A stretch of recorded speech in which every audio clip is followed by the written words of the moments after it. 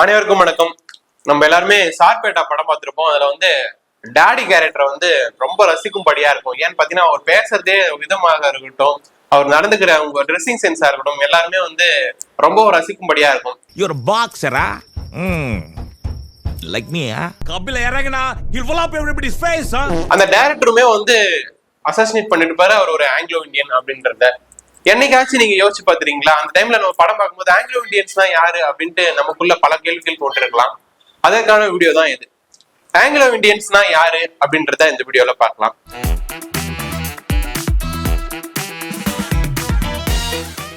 பொதுவாவே Anglo Indians அப்படின்னு சொல்லக்கூடியவங்க ஐரோப்பிய துணைக்கண்டத்தில் வாழ்ந்த ஐரோப்பிய ஆண்களுக்கும் இந்திய துணைக்கண்டத்தில் வாழ்ந்த இந்திய பெண்களுக்கும் பிறந்த ஒரு குழந்தைகள் தான் வந்து ஆங்கிலோ இந்தியன்ஸ் சொல்லப்படுறாங்க.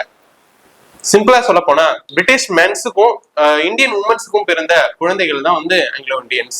ஐரோப்பியாவில் வாழ்ந்த ஆங்கிலேயர்கள் வந்து இந்திய பெண்களை திருமணம் செய்ய ஆரம்பிக்கிறாங்க. ஏன்னு பாத்தீங்கன்னா அவங்க வந்து காரணம் இல்லையா, அவங்களுடைய நாட்டுல பெண்கள் இல்லையா, ஏன் அவங்க இந்திய பெண்களை திருமணம் செய்ய ஆரம்பிக்கிறாங்க அப்படின்னு நினைச்சீங்கன்னா அப்படின்னு உங்களுக்குள்ள ஒரு கேள்வி வரும். அந்த காலகட்டங்கள்ல பிரிட்டிஷ் அதாவது ஆங்கிலேயர்கள் வந்து இந்தியாவிற்காக வாணிகத்திற்காக ஒரு காரணத்துக்காக வந்து இருக்காங்க. அந்த டைம்ல வந்து அவங்க வாணிகம் செய்யறதே வந்து தொழிலாக வச்சு நம்ம இந்தியாவுக்கு வராங்க. இந்தியாவில் இருக்கக்கூடிய வளங்கள் மற்றும் இயற்கை கொடுக்கக்கூடிய மூலிகைகள் எல்லாத்தையும் பார்த்து வியர்ந்து போய் அவங்க வந்து இந்தியாவிலே இருக்க ஆரம்பிக்கிறாங்க. அவங்களுக்கு மேரேஜ் நீட்ஸ் வருது இல்லையா, அந்த டைம்ல அவங்களுடைய சொந்த நாட்டுக்கு போயிட்டு பெண்களை திருமணம் செஞ்சு அழைத்து கொண்டு இந்தியாவில வந்து வாழும் ஒரு சூழல் வந்து குறைவாக இருக்குது. ஏன்னா அந்த டைம்ல வந்து டிரான்ஸ்போர்டேஷன்ன்றது வந்து ரொம்பவுமே அரிதாக இருக்கு. இந்த டைம் இப்போ இருக்க மாதிரி டிரான்ஸ்போர்டேஷன் ஃபிளைட்ஸோ எந்த ஒரு ஷிப்ஸோ ஹை ஷிப்ஸோ அந்த டைம்ல இல்லை. அவங்க வந்து பாய்மர கப்பல்ல தான் பயணிக்கிறாங்க. அவங்க நாட்டுக்கு சொந்த நாட்டுக்கு போறதுக்கு ஒரு எப்படியுமே ஒரு 3 மாதங்கள் to 4 மாதங்கள் ஆகலாம். அந்த டைம்ல அந்த டிரான்ஸ்போர்டேஷன் ரொம்பவுமே ஒரு டைம் எடுக்கிறதுனாலயே அவங்க வந்து இந்திய பெண்களையே திருமணம் செய்ய ஆரம்பிக்கிறாங்க. நீங்க நல்லா யோசிச்சு பாத்தீங்கன்னா இந்த மதராசப்பட்டினம் ஒரு படம் வந்துச்சுங்க. அதுல வந்து ஆங்கிலோ உமன் வந்து தமிழனை காதலிப்பாங்க. அவங்க வந்து அந்த லவ் வந்து ஃபெயிலியர் ஆயிடும், அது வேற விஷயம். அந்த மாதிரி பல காதல்கள் வந்து இந்தியாவில மலர்ந்திருக்கு. அவங்களுக்கு திருமணத்திலையும் முடிஞ்சிருக்கு அந்த காதல். அந்த காதல் ஜோடிகள் இணைந்து பிறந்த குழந்தைகள் தான் ஆங்கிலோ இந்தியன்ஸ். இவங்க வந்து பார்க்க அச்சஸ் எல்லாம் வந்து ஆங்கிலேயர்கள் மாதிரிதான் இருப்பாங்க. ஆனா அவங்க வந்து மிக்சடு இந்தியன்ஸ் தான் சொல்லணும். ஆங்கிலேயர்கள் தனி, இந்தியர்கள் தனி. அவங்களுடைய நிறங்களே வந்து பியூரான பிரிட்டிஷ் நிறங்களா இருக்காது. அவங்க வந்து ஒரு மிக்சடாவே இருப்பாங்க. அதிகமான உயரங்களும் இருக்க மாட்டாங்க. அது இந்தியர்கள் சராசரியான உயரங்கள்ல தான் அவங்க ஆங்கிலோ இந்தியன்ஸ் காணப்படுவாங்க. இவங்களுடைய மொழிகள் பொறுத்த வரைக்கும் அவங்க வந்து ஆங்கிலேயத்தை தான் முதல் மொழியாக கொண்டு இருப்பாங்க. ஆனா அவங்க இருக்கக்கூடிய இடங்களுக்கு ஏற்ப அவங்களுடைய செகண்ட் லாங்குவேஜஸ கத்துருப்பாங்க. அவங்க மேபி அவங்க தமிழ்நாட்டுல இருக்கிற மாதிரி இருந்தா அவங்க தமிழ் கண்டிப்பா கத்துட்டு இருப்பாங்க. டெல்லியில இருப்பாங்கன்னு பாத்தீங்கன்னா அவங்க ஹிந்தி கண்டிப்பா கத்துட்டு இருப்பாங்க. செகண்ட் லாங்குவேஜ், ஃபர்ஸ்ட் லாங்குவேஜ் பாத்தீங்கன்னா அவங்க இங்கிலீஷ் தான் பேசுவாங்க.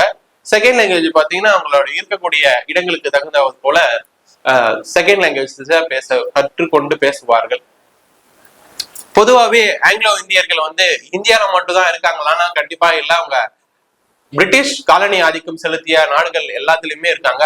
எக்ஸாம்பிள் சொல்ல போனா மலேசியா, இலங்கை, மியான்மர் போன்ற நாடுகள் எல்லாத்துலயுமே ஆங்கிலோ இந்தியன்ஸ் பரவி இருக்காங்க. நம்மளுடைய சென்செக்ஸ் எடுத்து பார்த்தா ஆங்கிலோ இந்தியன்ஸ் மொத்தமாக 6 லட்சத்துக்கும் மேற்பட்ட ஆங்கிலோ இந்தியன்ஸ்கள் இருந்திருக்காங்க. அதற்கப்புறம் அது வந்து இப்போதைக்கு 80,000 to ஒரு 1.5 லட்சம் ஆங்கிலோ இந்தியன்ஸ் தான் இந்தியாவில இருக்காங்கன்னு ஒரு சென்செக்ஸ் நம்மளுக்கு சொல்லுது. அந்த காலகட்டங்கள்ல 6 லட்சத்துக்கும் மேற்பட்ட ஜனத்தொகை கொண்ட ஆங்கிலோ இந்தியர்களின் இனத்திற்காக 2 பாராளுமன்ற சீட்டுகள் வந்து 2 பாராளுமன்ற எம்பிகள் வந்து நியமிக்கப்படுறாங்க. குடியரசுத் தலைவரால 2 பாராளுமன்ற எம்பிகள் நியமிக்கப்படுறாங்க. இவங்களுடைய தொழில்களை பொறுத்த வரைக்கும் ஹை அபிஷியல்ஸ் தொழில்கள் தான் இவங்க பண்ணிட்டு இருக்காங்க. எல்லாமே கவர்மெண்ட் அபிஷியல்ஸ், போலீஸ், டாக்டர் அந்த மாதிரி அதாவது ஸ்கூல்ஸ் நடத்திருக்காங்க. ஹையர் அபிஷியல் போஸ்டிங்ல தான் இவங்க இருந்திருக்காங்க. தொழில்களை பொறுத்த வரைக்கும் ஃபேக்டரியும் வச்சிருக்காங்க. அனைத்து தொழில்களுமே செஞ்சிருக்காங்க. இவங்களுடைய காட்ஸை பார்த்தீங்கன்னா இவங்க வந்து கிறிஸ்டியானிட்டியை ஃபாலோ பண்ணிருக்காங்க. கிறிஸ்டியானிட்டில இருக்கக்கூடிய உட்பிரிவான நெப்பாட்டிசம் அப்படின்ற ஒரு சமயத்தை ஃபாலோ பண்ணிருக்காங்க. சுதந்திர இந்தியாவில் 6 லட்சத்துக்கும் மேற்பட்ட ஜனத்தொகை கொண்ட ஆங்கிலோ இந்தியர்கள் படிப்படியா அவங்களுடைய எண்ணிக்கை குறைய ஆரம்பிக்குது. ஏன் அவங்க அழிஞ்சிட்டாங்களா அப்படின்னு சொன்னீங்கன்னா கண்டிப்பா இல்ல, அவங்க இந்தியர்களோடயும் மிக்ஸ் ஆயிட்டாங்க, அதாவது கலந்துட்டாங்கன்னு சொல்லணும். ஏன்னா அவங்க திரும்பியுமே வந்து ஆங்கிலோ இந்தியன்ஸ்னா ஆங்கிலோ இந்தியன்களே அவங்கள திருமணம் செய்யாம இந்தியர்களை தான் திருமணம் செஞ்சிருக்காங்க. அதனால அவங்க இந்திய வம்சாவழிக்காக கன்வெர்ட் ஆயிட்டு வந்துடுறாங்க. அதனால அவங்களுடைய ஆங்கிலோ இந்தியர்களின் இனம் படிப்படியாக ஜனத்தொகை குறைய ஆரம்பிக்குது. ஆரம்ப காலகட்டங்கள் 6 லட்சம் இருக்கக்கூடிய ஆங்கிலோ இந்தியர்கள் இப்போதைக்கு அதாவது 2026 படி 80,000 to 1,20,000 நபர்கள் தான் இருக்காங்க அப்படின்னு ஒரு விவரம் நமக்கு தெரிவிக்குது. இதனாலவே 6 லட்சம் பேருக்கு 2 எம்பிகள், அதாவது 2 பாராளுமன்ற உறுப்பினர்கள் வந்து குடியரசுத் தலைவரால் நியமிக்கப்பட்ட 2 பாராளுமன்ற உறுப்பினர்களுமே ரத்து செய்யப்படுறாங்க. பாராளுமன்ற உறுப்பினர்கள் அவங்களுக்கு ஆங்கிலோ இந்தியர்களுக்கு கிடையாது. தமிழகத்தை பொறுத்த வரைக்கும் 2 சட்டமன்ற தொகுதிகள் அவங்களுக்காக ஒதுக்கப்படுகிறது. அதாவது ஆங்கிலோ இந்தியர்களுக்காக 2 சட்டமன்ற தொகுதிகள் ஒதுக்கப்படுகின்றன. அவங்களுடைய ஜனத்தொகை கம்மியாக தமிழகத்திலுமே 2 சட்டமன்ற தொகுதிகள் 2 சட்டமன்ற உறுப்பினர்கள்ல இருந்தும் 2 சட்டமன்ற உறுப்பினர்கள்ல இருந்து 1 சட்டமன்ற உறுப்பினர்களாக குறைக்கப்படுகின்றன. என்னதான் இவங்களுடைய ஆங்கிலோ இந்தியன்ஸ் வந்து படிப்படியா குறைஞ்சு இருந்தாலுமே அந்த ஆங்கிலோ இந்தியன்ஸ் அப்படின்னு சொன்னாலே நம்மளுக்கு ஒரு கிரேஸா இருக்கும். ஏன்னா அவங்க பார்க்க ரொம்ப அழகா இருப்பாங்க. ஆடுகளம் படம் பார்த்து தான் தெரிஞ்சிருக்கும் உங்களுக்கு. அவங்க வந்து தனுஷ் வந்து டாப்ஸியை லவ் பண்ணிருப்பாரு. ஏன்னா அவங்க அவ்வளவு அழகா இருப்பாங்க, அதாவது வெள்ளைக்கார பொண்ணு அப்படின்னு சொல்லுவாங்க. ஆனா அவங்க ஆக்சுவலா ஆங்கிலோ இந்தியன். அவங்களுடைய ஹேரை பார்த்திருந்தா தெரிஞ்சிருக்கும், அது ஆங்கிலோ இந்தியன் ஒரு பிரீடு. சரி, ஓகே.